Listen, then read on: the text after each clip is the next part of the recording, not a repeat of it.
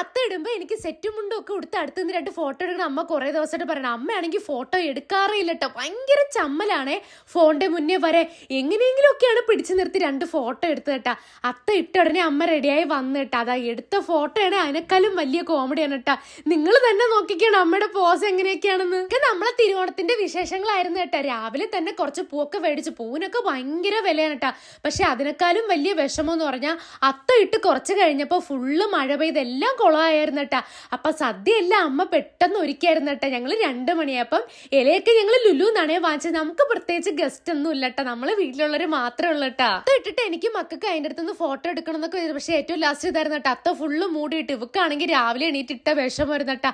അവള് പോയി മൂടി പോയിച്ച് സങ്കടത്തോടെ കിടന്ന് അവിടെ കിടന്നങ്ങ് ഉറങ്ങിട്ടാ. പിന്നെ എനിക്ക് കുളിക്കാനും തോന്നിയില്ല, ആകെ ഒരു മടിയായിരുന്നു കേട്ടോ. സത്യം പറഞ്ഞ പരിപാടി കാണാൻ പോലെ എങ്ങും പോയില്ലട്ടാ. എങ്ങനെയെങ്കിലും സമയം പോകണമല്ലോ. ഇതുപോലെ മുത്തും പഴമൊക്കെ പിടിപ്പിച്ച് പിന്നെ അവളടുത്ത് പോയി കിടന്ന് ഞാനും മൂടിപ്പോയിച്ചിറങ്ങിട്ടാ.